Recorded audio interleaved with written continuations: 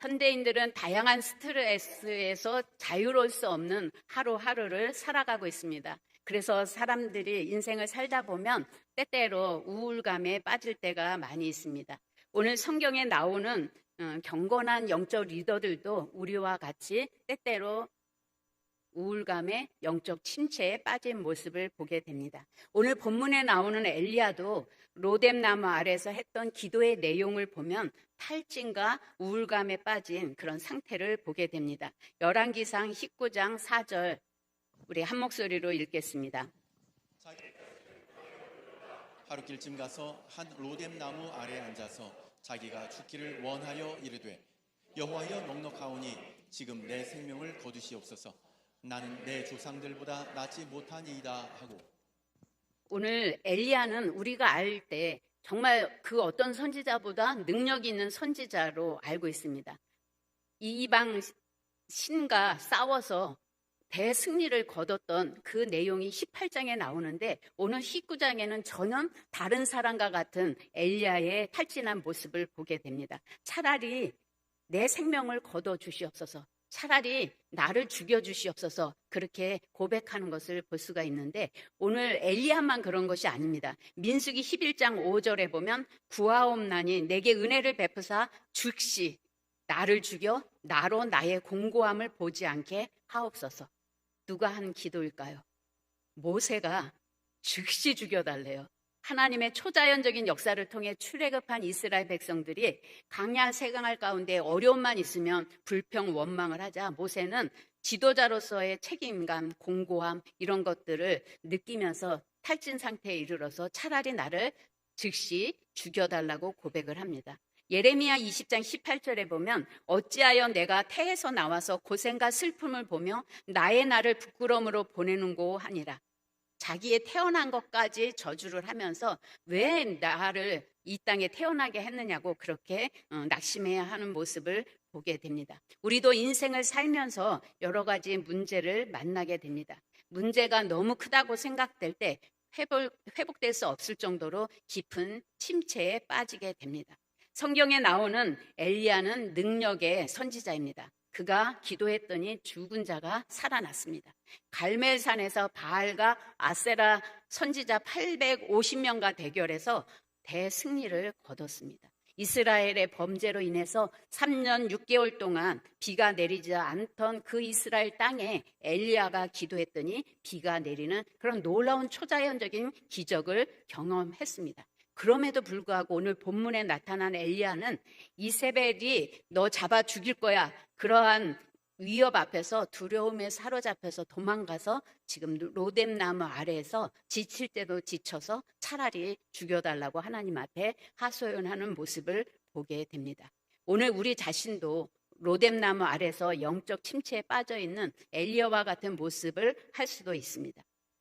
오늘 본문 을 살펴보면 열왕기상 19장 3절에 보면 저가 이 형편을 보고 일어나 그 생명을 위하여 도망하여. 오늘 그렇게 능력 있는 엘리야가 왜 우울감과 영적 침체에 빠졌는지 그 원인들이 본문에 나와 있습니다. 먼저 저는 여기서 엘리야를 이야기합니다. 엘리야는 이 형편을 보고, 이 형편이 어떤 형편이에요? 오늘 아방의 아내 이세벨이 사자를 보내서 오늘 너의 생명을 취하겠다, 너를 죽이지 않으면 나의 신이 나에게 벌을 내리기를 원한다 할 정도로 그렇게 협박의 메시지를 전했을 때 오늘 그 형편을 듣고 그 소식을 듣고 두려움에 사로잡혀서 도망가는 모습을 보게 됩니다. 로뎀나무는 아주 막 거창한 잎사귀로 그늘 만드는 그런 나무가 아니라 여러분이 잘 아는 쌀이가지 같은 그런 나무로 아주 가냘픈 별 볼 일 없는 그런 나무 밑에 오늘 엘리야는 도망가서 숨어 있습니다. 오늘 왜 그렇게 능력 있는 엘리야, 정말 850명의 선지자도 때려 죽일 정도의 그러한 담대한 선지자가 자기를 죽이겠다는 이세벨의 말 한마디에 그렇게 주랭랑을 치고 성경학자들이 얘기할 때 로뎀나무 거기까지 도망간 거리가 150km라고 그렇게 이야기를 해요. 그러니까 굉장히 먼 길을 달려서 도망간 것을 볼 수가 있습니다. 왜냐하면 자기가 제일 남단 끝으로 도망가야만 살 것 같은 그런 생각에 도망간 것을 볼 수가 있습니다. 오늘 까마귀를 보내셔서 떡과 고기를 공급해 주셨던 하나님, 사르밧 가부의 집에서 떡가루와 기름이 마르지 않게 하셨던 하나님, 갈멜산에서 불을 내려 선지자들을 죽일 수 있는 그런 힘을 얻은 그 하나님의 은혜와 능력을 경험한 엘리야는 오늘 그런 하나님은 바라보지 못하고 오늘 나를 잡아 죽이겠다는 그 환경만 바라보고 낙심하고 좌절한 것을 볼 수가 있습니다. 엘리야만 그런 것이 아니라 우리도 열심히 기도하는 것 같고 하나님 앞에 남다른 헌신과 충성을 하는 것 같다가도 어느 날 문제에 부딪히면 갑자기 하나님이 보이지 않고 자기의 상황만, 자기의 형편만 크게 보일 때 우리는 우울감에 빠질 수 있고 영적 침체에 깊게 빠질 수가 있습니다. 오늘 여러분들의 인생의 문제는 각각 다 다양하지만 누가 이야기했듯이 십자가의 무게는 동일하다고 한 것처럼 어떤 분은 재정의 문제, 어떤 분은 자녀의 문제, 어떤 분은 가정의 문제, 관계의 문제, 수많은 문제들이 우리 앞에 놓여 있습니다. 그럴 때 하나님보다 환경을 더 바라보면 우리는 누구나 다 영적 침체에 빠지게 되고 우울감에 빠질 수가 있습니다. 여러분은 어떤 사건과 문제를 만났을 때 그것을 능히 해결하실 수 있는 하나님이 더 크게 보이십니까? 아니면 환경과 문제가 더 크게 보이십니까? 여러분이 환경을 더 크게 보는 그런 시각을 가지고 있다면 여러분도 늘 인생을 살아가면서 엘리야와 같이 영적 침체와 우울감에 빠져서 차라리 내가 죽는 게 낫지 그런 하소연을 할 수밖에 없다는 것을 여러분이 깊이 기억하시고 하나님을 바라보는 여러분의 신앙이 되시기를 바랍니다. 엘리야는 또한 왜 영적 침체에 빠졌느냐 그랬을 때 자기 의와 자기 연민에 빠졌기 때문에 그렇습니다. 열왕기상 19장 4절 스스로 강야로 들어가 하룻길쯤 행하고 한 로뎀나무 아래서 죽기를 구하여 가로되 여호와여 지금 내 생명을 취하옵소서. 나는 내 열조보다 못하니이다. 왜 갑자기 열조를 이야기를 해요? 엘리야는 아마 능력 있는 하나님의 사역을 하기 때문에 자기의 사역으로 인해서 그 어떤 선조들보다도 이스라엘을 개혁시킬 수 있고 변화시킬 수 있다고 자신 있게 생각했던 것 같습니다. 그런데 오히려 엘리야는 아합왕이나 이스라엘 백성이 변화되지 않고 오히려 자기를 잡아 죽이겠다고 하는 그 자기의 신세를 보면서 이전 시대의 예언자들 사역과 비교하기 시작했습니다. 나도 별 볼 일 없구나. 내가 이렇게 열심히 특심이고 하나님의 나라를 위해서 일한다고 하는데 이 범죄 속에서 헤매고 있는 이 조국 백성들 변화는 시키기는커녕 나는 지금 이렇게 도망와 있는 신세가 됐구나. 그렇게 자기 중심적인 생각에 빠져서 낙심하고 절망한 것을 볼 수가 있습니다. 하나님께서는 모든 일을 성공시키기 위해서 엘리야를 부르신 게 아닙니다. 여러분을 부르신 게 아닙니다. 우리가 할 일은 우리에게 주어진 사명에 충성을 다하면 그것으로 하나님은 잘했다 칭찬하십니다.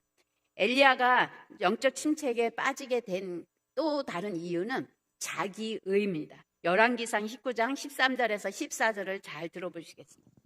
엘리야가 듣고 겉옷으로 얼굴을 가리고 나가 굴 어귀에 섬에 소리가 그에게 임하여 이르시되 엘리야야 내가 어찌하여 여기 있느냐.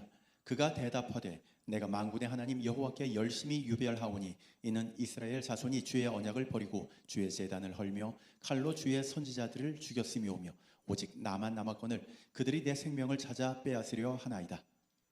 오늘 엘리야는 이스라엘 백성들이 야훼와 맺은 언약을 무시하고 단을 헐고 주의 선지자들을 학살하는 시대에 살면서도 자신은 홀로 하나님을 섬기는 일에 특심이었다고 자기 의를 드러내고 있습니다. 다른 사람들이 다 타락하고 다른 사람들이 다 하나님을 모른다고 할 때 나는 하나님의 이름을 위하여 하나님이 참 하나님임을 증명하기 위해서 내가 얼마나 열심히 특심이 있는데 그렇게 하나님 앞에 헌신했는데 오늘 결과가 뭡니까? 그래서 엘리야는 오늘 혼자만 하나님을 위해서 열심히 노력하고 헌신했다고 그렇게 생각하는 자기의에 빠져 있습니다.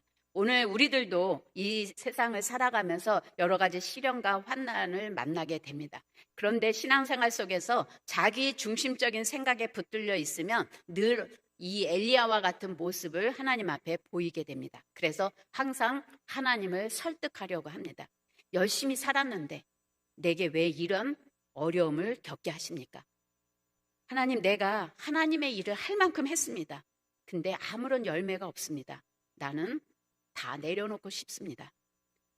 나는 열심히 이렇게 하는데 다른 사람들은 관심도 없어요. 일하지 않습니다. 난 이제 너무 힘들고 지쳤습니다. 차라리 죽는 게 낫겠어요. 이런 푸념을 우리도 하게 됩니다. 그러한 고백을 하는 배후에는 자기 연민, 자기 의의가 자리 잡고 있다는 거예요. 오늘 엘리야가 문제가 외부에 있는 것처럼 그가 낙심하고 좌절한 원인이 외부의 환경에 있는 것 같지만 가만히 들여다보면 그 내부에 엘리야가 품고 있는 자기 연민, 자기의 하나님을 바라보는 것이 아니라 환경을 바라보는 그 시각, 이런 것들로 인해서 그는 영적 침체에 빠진 것을 볼 수가 있습니다. 참 신앙은 무엇입니까? 자기 중심적인 삶이 아니라 하나님 중심적인 삶을 살아내는 것, 그것이 바로 참 신앙이라고 말할 수가 있습니다. 이러한 우울과 낙심 속에 빠져있는, 차라리 내 생명을 거두어 달라고 고백하는 엘리야를 하나님은 내버려 두지 아니하시고 그 낙심의 자리에 찾아오셔서 엘리야를 다시 일으켜 세우시는 것을 볼 수가 있습니다. 오늘 낙심한 엘리야를 위해서 하나님이 내리신 처방은 피곤하고 지친 그에게 음식과 휴식을 안겨주셨습니다. 열왕기상 19장 5절에서부터 6절까지 보면 로뎀나무 아래 누워 자더니 천사가 어루만져 이르되 일어나서 먹으라 하는지라 본즉 머리맡에 숯불에 구운 떡과 한 병 물이 있더니 이에 먹고 마시고 다시 누웠더니 지친 엘리야를 하나님이 일으켜 세우시는 방법의 첫 번째는 그가 충분히 잠을 자고 먹고 쉬게 하는 거였어요. 왜냐하면 엘리야는 많이 극도로 지쳐 있었기 때문에 그렇습니다. 왜냐하면 850명의 선지자를 때려잡아 죽이는 일, 그리고 비가 안 오던 그 이스라엘 땅에 비가 내리도록 기도하고 또 그 비가 온다는 소식을 하나님이 아방에게 알리라고 했더니 또 마차보다 더 빨리 달려가서 그 소식을 전했어요. 그것이 하루에 일어난 일이에요. 그러니까 지치고 스트레스 받고 긴장한 상태에서 또 잡아 죽인다는 소식을 들으니까 150km나 되는 거기를 그냥 살겠다고 도망오는 그 엘리야는 얼마나 극도의 스트레스와 지침이 있었겠어요. 그랬을 때 하나님이 그 엘리야를 찾아오셔서 네가 선지자냐? 그렇게 책망하시기보다는 천사는 하나님의 대리자잖아요. 천사를 통해서 그 지친 엘리야를 어루만져 주시고 먹이시고 물을 마시게 하시고 그 지친 엘리야가 또 잡니다. 그렇게 쉼을 엘리야에게 허락하신 것을 볼 수가 있습니다. 우리 기도 많이 하시고 믿음이 좋다고 하시는 어르신들은 항상 문제를 만났을 때 영적인 시각으로만 해석합니다. 회개해야 됩니다. 새벽기도 나와야 됩니다. 철야해야 됩니다. 그렇게 우리는 처방전을 쉽게 내릴 때가 많이 있습니다. 아무리 건강하고 아무리 믿음이 좋다고 할지라도 잠을 자지 못하고 음식을 제대로 먹지 못하고 쉬지 못한다고 한다면 누구나 다 예민하고 짜증이 나고 지치게 돼 있습니다. 그래서 하나님은 우리가 제대로 먹고 마시고 자고 쉴 때 정신과 육체가 건강하고 우리의 영도 활기 있게 움직일 수 있도록 우리를 그렇게 지으셨어요.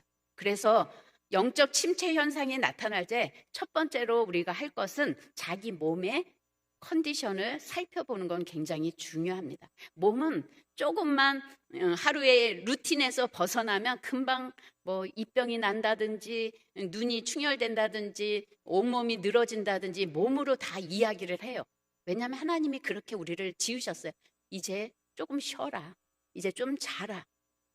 또 어떤 때는 우리의 영을 감동시켜서 이제 좀 일어나 새벽기도 좀 가라. 그렇게 하나님은 다양한 방법으로 몸과 영혼을 만지시면서 우리를 이끄시는 거예요. 그래서 여러분들이 지금 우울해요?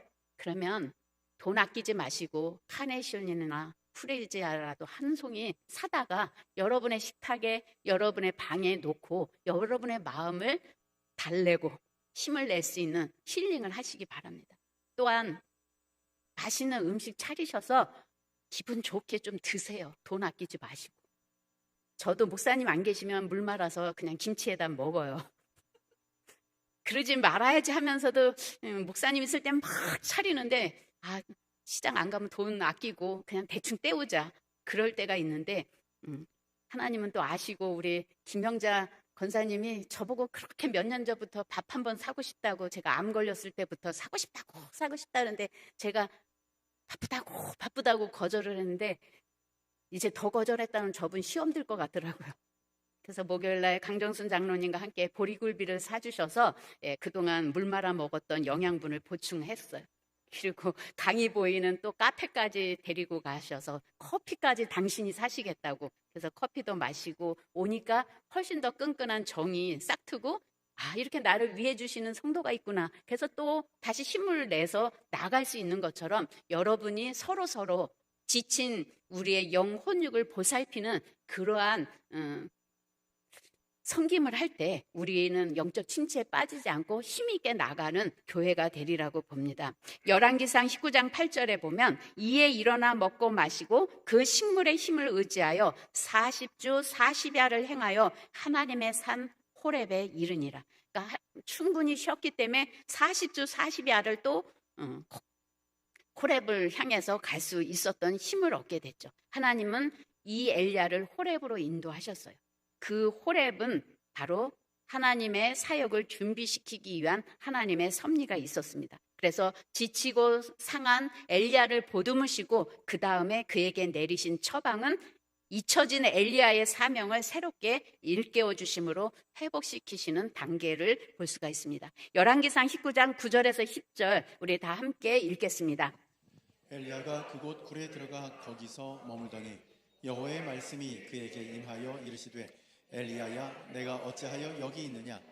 그가 대답하되 내가 만군의 하나님 여호와께 열심히 유별하오니 이는 이스라엘 자손이 주의 언약을 버리고 주의 제단을 헐며 칼로 주의 선지자들을 죽였음이오며 오직 나만 남았거늘 그들이 내 생명을 찾아 빼앗으려 하나이다. 호렙산은 신의 산이라고도 불리는 같은 산입니다. 이스라엘 백성들에게 가장 거룩한 곳으로 인식되어 있는 장소가 바로 이 호렙산입니다. 이 산에서 모세가 하나님을 만났고 하나님의 십계명을 받은 곳이 바로 이 산입니다.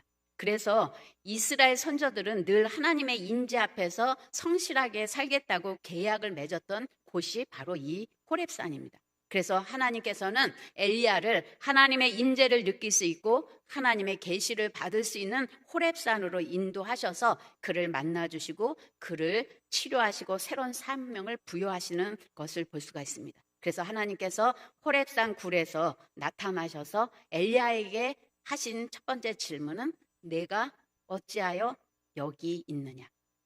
여기에 키워드는 여기입니다.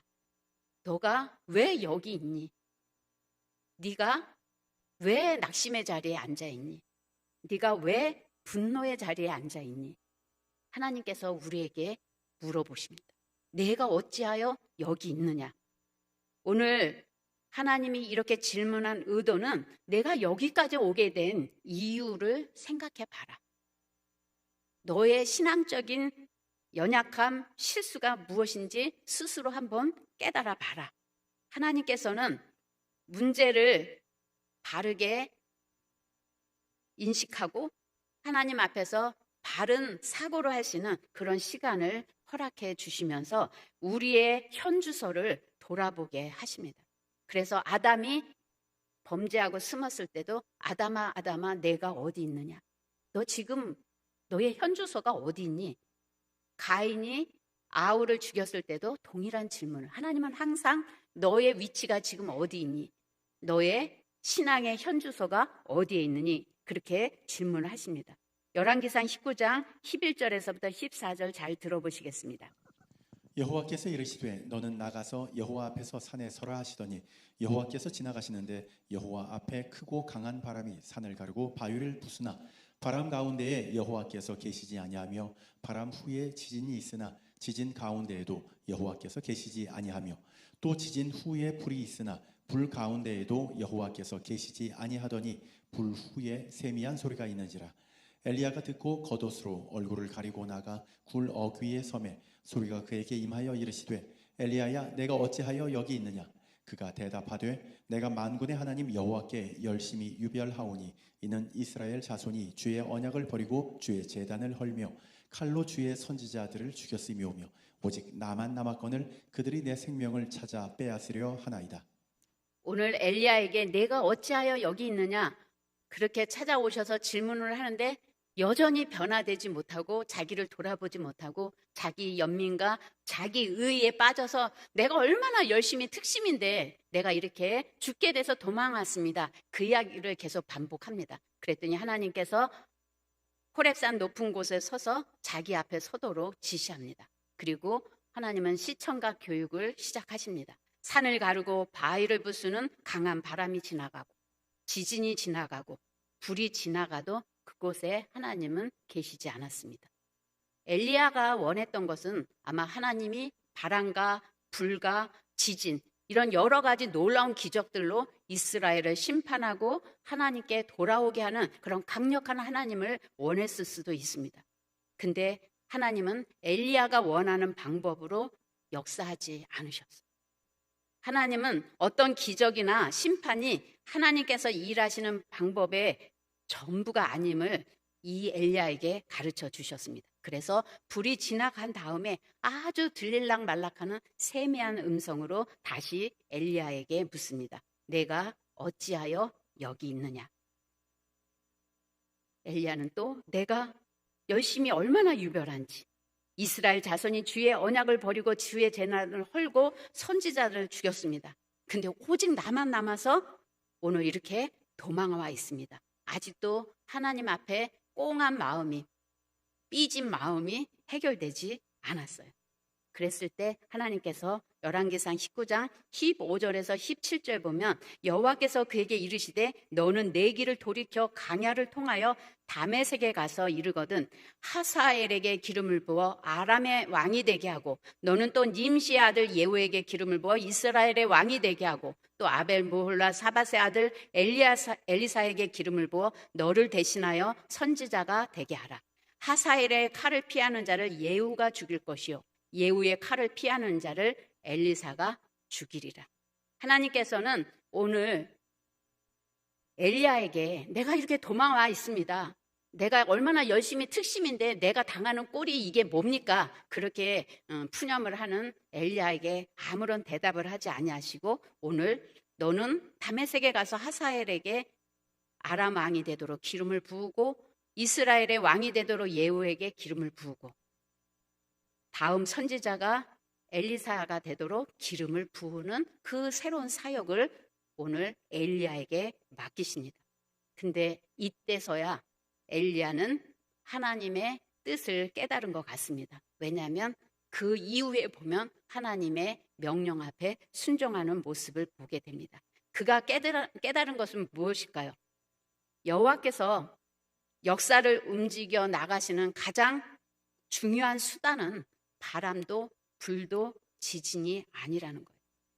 오늘 정치적인 체제 앞에서 아합과 이세벨이 역사를 주관하는 것처럼 보여도 하나님께서 오늘 왕도 선지자도 계속 바꿔나가면서 세우신다는 거예요. 역사의 주관자, 역사의 심판자 하나님이시라는 것을 오늘 엘리야에게 많은 시청각 교육을 통해서 깨닫게 하셨습니다. 엘리야가 사역을 할 때 힘들어 했던 것 중에 하나는 또한 나만 이렇게 하나님을 위해서 싸웁니다. 나만 열심히 있습니다. 그래서 영적인 고독감에 빠졌어요. 그래서 열왕기상 19장 18절에 보면 내가 이스라엘 가운데 7천 명을 남기리니 다 바알에게 무릎을 꿇지 아니하고 다 바알에게 입맞추지 아니한 자니라. 하나님이 왜 낙심한 엘리야에게 이 말씀을 하셨을까요? 오늘 나 혼자만 이 나라를 위해서 싸우고 하나님의 나라를 위해서 영적인 그 개혁을 위해서 나만 노력하고 나만 이렇게 힘들게 헌신한다는 그 엘리야에게 너만이 아니야. 내가 바알에게 절하지 않고 입맞추지 않은 7천 명을 준비하고 있어. 그리고 준비해놨어. 곳곳에 있어. 그 이야기를 합니다. 그래서 하나님께서는 지금도 자신의 뜻을 위해서 예비하신 자들을 세워가고 계신다는 거예요. 오늘 엘리야가 느끼는 거는 하나님의 모든 것을 주관하시고 이끄시는구나, 이것을 깨닫게 됩니다. 우리가 영적 침체를 극복할 때 중요한 거는 다른 믿음의 지체들과 함께 하는 겁니다. 리더가 외로우면 영적 침체에 쉽게 빠질 수가 있어요. 목사님이 힘이 나는 거는 여러분이 늘 함께 북적북적거리면서 식구들과 같이 목회를 하기 때문에 우리는 목회가 즐겁고 행복하지만, 목사님 혼자서 주보 만들고 목사님 혼자서 청소하고 목사님 혼자서 설교하는 교회는 지칠 수밖에 없어요. 그래서 하나님께서는 우리가 함께 주님의 나라를 이루어갈 수 있는 힘을 얻도록 교회를 허락해 주셨어요. 그래서 우리는 교회에 묶여서 지체들과 함께 서로 나누고 섬기면서 영적 침체에 빠지지 않도록 하신 것이 하나님의 방법이라는 것을 깨달으시고, 교회에 소속하시고 또 목장에 소속하셔서 서로를 위로하고 격려하고 나누는 그러한 삶을 살아갈 때 우리는 영적 침체에서 벗어날 수가 있습니다.